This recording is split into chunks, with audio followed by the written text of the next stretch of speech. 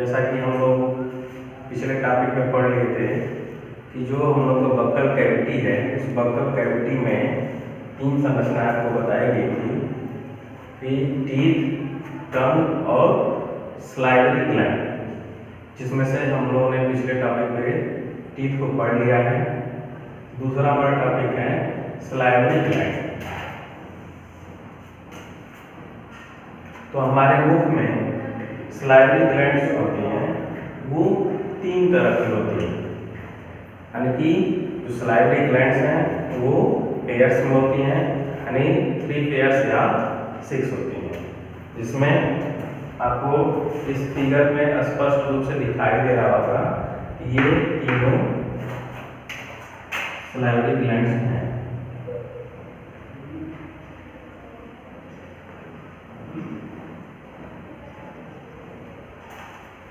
भोजन के पाचन में जो सलाइवरी ग्लैंड है, जो सलाइवरी ग्लैंड से निकलने वाला जो सलाइवा है बहुत ही महत्वपूर्ण है, क्योंकि इसी सलाइवा के माध्यम से भोजन को और चिकनाई युक्त और उसमें उपस्थित जो भी कार्बोहाइड्रेट्स होते हैं उनको तोड़ने का काम किया जाता है। इस सलाइवरी ग्लैंड में 3 तरह की ग्लैंड्स होती हैं, पैरोटिड, सबलिंगुअल और सबमैंडिबुलर। तो पहले हम पढ़ेंगे पैरोटिड ग्लैंड। जो पैरोटिड ग्लैंड है, उस पैरोटिड ग्लैंड का जो नाम है वो ग्रीक वर्ड से बना है पार्ट और ओटिड। तो पार्ट का मतलब होता है नेक्स्ट टू, मतलब अगला, और ओटिड का मतलब ईयर। तो पार और ओटिड मिल करके पैरोटिड बनाए। तो ये जो पैरोटिड जो ग्लैंड है, आप इसका पोजीशन अगर देखेंगे तो ये आपका क्या है, ईयर है, यानी कान है। इस कान के ठीक थोड़ा सा आगे, यानी कि जो हमारे एक कर्ण पल्लव है, यानी कि यही क्या है, ईयर पिन्ना कहते हैं।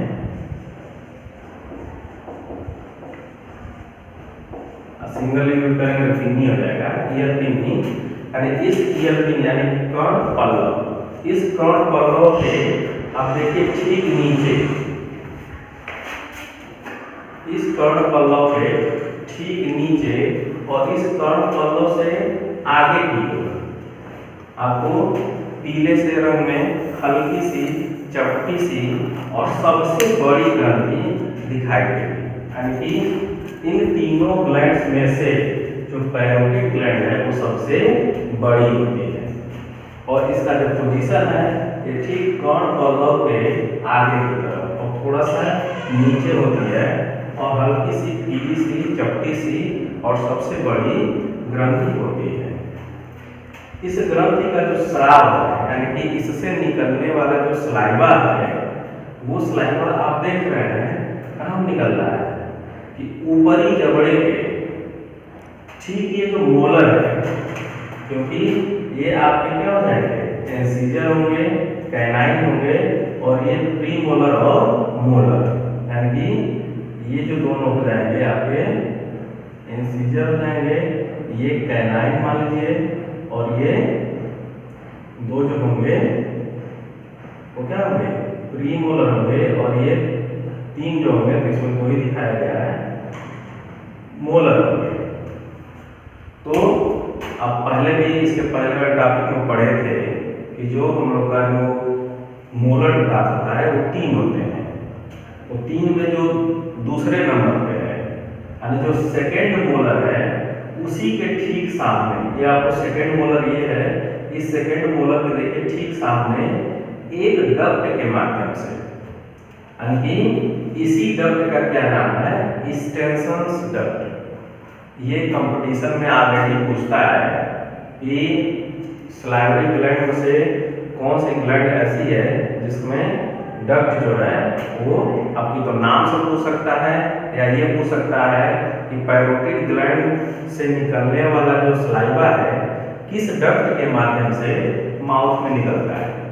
तो इसका आंसर हो जाएगा एक्सटेंशन डक्ट, यानी कि कर्ण पल्लव के ठीक नीचे और आगे की ओर पीली सी एवं चट्टी सबसे बड़ी ग्रंथि होती है, जो अपना स्राव है यानी जो सलाइवा है वो किसके स्टेन्सस डक्ट के माध्यम से जो द्वितीय यानी कि जो सेकेंड मोलर है उसके ठीक सामने अपने स्राव को निकालती है, तो इसे हम पैरोटिड कहते हैं।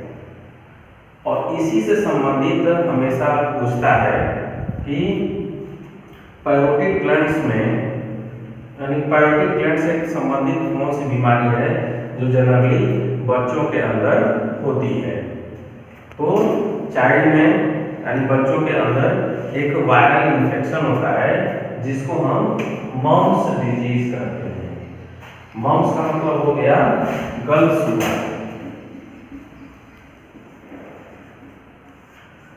यानी मम्स डिजीज मतलब गलसूबा। गलसूबा एक तरह का क्या है, वायरल इन्फेक्शन है जो पैरामीजोवायरस के इन्फेक्शन से होता है। इसमें यही जो पैरोटिड ग्लैंड्स हैं इस वायरल इन्फेक्शन के कारण सूज जाती हैं, सूज करके फूल जाती हैं, जिसको हम गलसूबा या मम्स डिजीज कहते हैं। तो सबको क्लियर हो गया होगा। इसका पोजीशन आप देख लीजिए।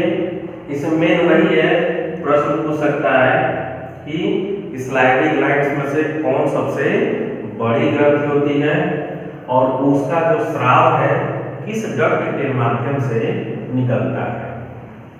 तो आप लोगों को क्लियर हो गया होगा कि कर्ण पल्लव के ठीक देखिए, ये मान लीजिए कर्ण पल्लव है, इस कर्ण पल्लव के ठीक आगे की तरफ थोड़ा सा नीचे की ओर देखिए। अब इसमें कलरफुल नहीं है इसलिए आपको ब्लैक एंड व्हाइट बना है, तो आपको ब्लैक कलर का दिखता है।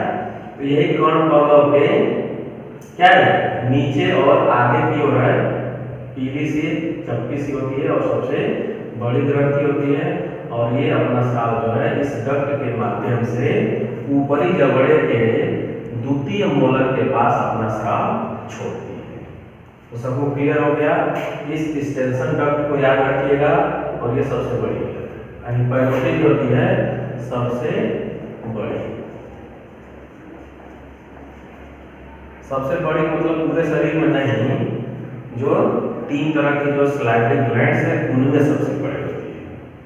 समझ में आया कि पैरोटिड सबसे बड़ी है। दूसरा क्या है, सबलिंगुअल।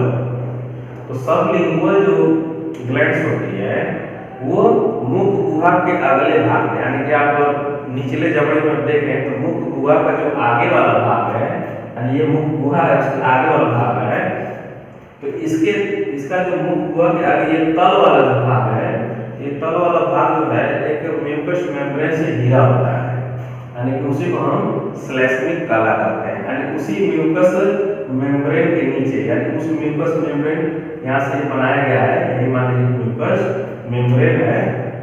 तो इस म्यूकस मेम्ब्रेन की जो श्लेष्मिक कला है, उस श्लेष्मिक कला के नीचे से, यानी कि जो हम लोग का जीभ है, उस जीभ का जो जहाँ तक स्वतंत्र भाग है उस, और जहाँ से जीभ जुड़ी हुई है, तो जहाँ पे जीभ जुड़ी हुई है उसी को हम लोग कहते हैं फ्रेनुलम या जिह्वा संधायक।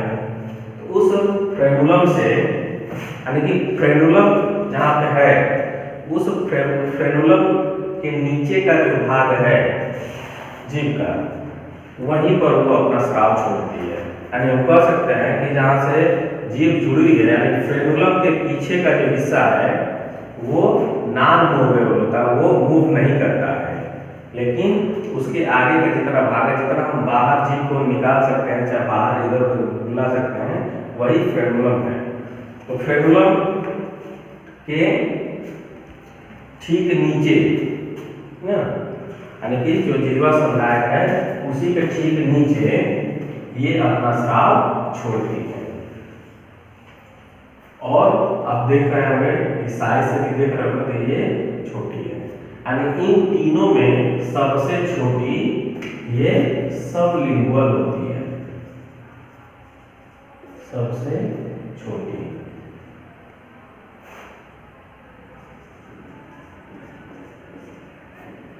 यानी कि इन तीनों में से सबसे छोटी होती है। और तीसरा हमारा क्या है, सबमैंडिबुलर, यानी कि निचले ही जबड़े में, मतलब नीचे जबड़े के यहाँ पर पश्च भाग में अगर आप देखें कि निचले जबड़े के पश्च भाग में जो जिह्वा का जो जड़ है, जहाँ से जिह्वा जुड़ी हुई है, यानी गले में जहाँ से आपका ग्रसनी शुरू होता है, फायरिंग शुरू होता है, तो वहीं उसका रूट होता है, जिह्वा का रूट होता है। उसी जिह्वा के जड़ से इधर उधर मध्यम आकार की ये ग्रंथि होती है, यानी कि इसके नीचे क्या होगा, यहीं से क्या होगा, समझिए कि यहीं पे रूट होता है, यानी जिह्वा क्या है, जिह्वा का रूट है, उसी के नीचे यानी निचले जबड़े के पश्च भाग में, यानी ये निचला जबड़ा हो गया, उसके पश्च भाग में, और कहाँ पे, जो जीभ का यानी जिह्वा का जो जड़ है उसके इधर उधर, ठीक ना, मध्यम आकार की ये सबमैंडिबुलर सलाइवरी ग्लैंड होती है। जो इसमें भी देखिए कि एक नली निकली हुई है, यानी कि उस नली का नाम है वाटरसन डक्ट।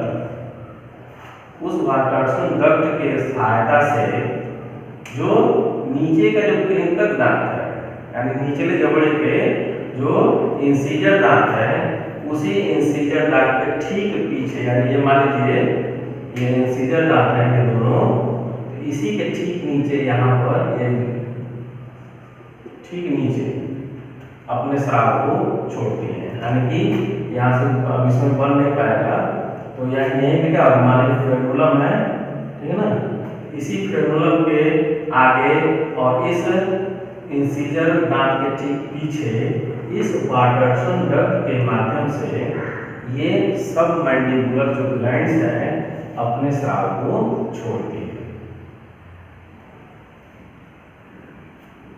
तो मेरे ख्याल सबको समझ में आ गया होगा। अब चाहे तो आप पीछे से नोट भी करते रहें। तो इसमें क्या होगा, आप स्पष्ट इसमें देखिए इस फिगर को, इस फिगर में आपको स्पष्ट पता चल रहा होगा ये पूरा माउथ का यानी पूरा सिर का पोजीशन है, और इसमें ये जबड़े वाला भाग दिखाया गया है, और ये तीन आपको सलाइवरी ग्लैंड्स दिखाए गए। तो ये क्या हो गई, सबसे बड़ी हो गई, ये उससे छोटी, और ये सबसे छोटी हो गई, यानी कि पैरोटिड ग्लैंड जो होती है सबसे बड़ी। इससे दो प्रश्न पूछता है पैरोटिड से, एक तो वही मम्स डिजीज, ठीक है ना, इससे होने वाली बीमारी का नाम पूछ सकता है, कौन सी बीमारी होती है, कि अगर पैरोटिड ग्लैंड में अगर वायरल इन्फेक्शन हो जाए तो हम उस रोग को क्या नाम देंगे। तो क्या हो जाएगा कि पैरोटिड ग्लैंड, और दूसरा क्या पूछ सकता है कि पैरोटिड ग्लैंड जो है किस डक्ट के माध्यम से अपने स्राव को छोड़ती है। तो डक्ट का नाम क्या हो जाएगा, स्टेनसन डक्ट। और ये भी पूछ सकता कहाँ छोड़ती है, तो ऊपरी जबड़े के जो सेकेंड मोलर है उसके पास। और दूसरा क्या था, सबलिंगुअल। तो सबलिंगुअल आप पोजीशन देखिए कहाँ पे है, निचले जबड़े में, और कहाँ पे, जो हमारा कृंतक दांत है वहाँ पे, उसका स्राव वहाँ होता है। और जो सबमैंडिबुलर है वो हम लोग का जो जीभ का जो रूट है, यानी जीभ का जो जड़ है वहाँ पर स्थित होती है, और वो भी एक डक्ट के माध्यम से वो जीभ का जो फ्रेनुलम है वहाँ पे अपना स्राव छोड़ती है। ठीक, सबको समझ में आ गया होगा। अब सब लोग नोट कर लीजिए। तो सलाइवरी ग्लैंड हो गया। अब हमारा क्या है, सलाइवा, यानी कि जो लार निकलता है उस लार का मुंह पड़ता है। तो जो लार है तो प्रत्येक मनुष्य में एक दिन में लगभग 1 से लेकर 1.5 लीटर के लगभग सलाइवा का सिक्रेशन होता रहता है।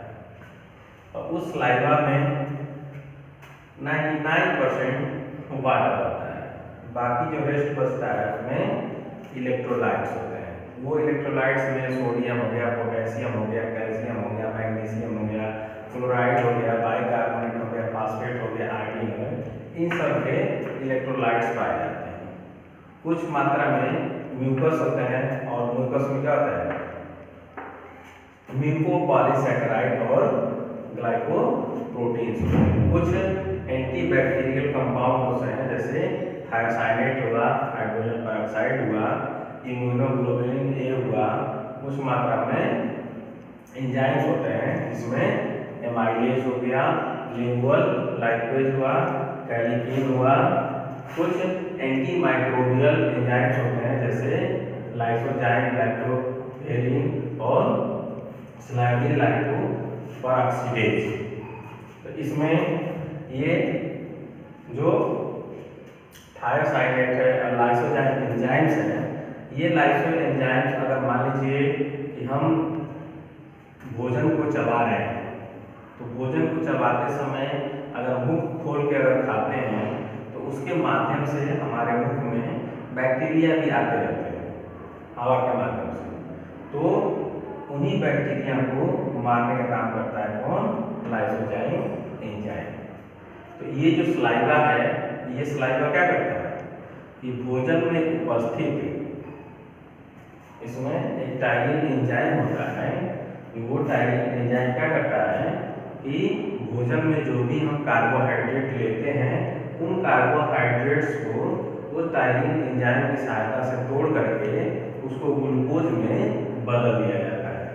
इस वजह से भोजन थोड़ा सा मीठा लगता है, यानी कि भोजन को हम जितनी देर तक चबाएंगे वो उतने ही ज़्यादा मीठा लगता है, और जितने ही ज़्यादा आप चबा करके खाएंगे उतने ही भोजन को पचाने में आसानी होगी, क्योंकि उस भोजन में ज़्यादा से ज़्यादा आपका सलाइवा मिलता है।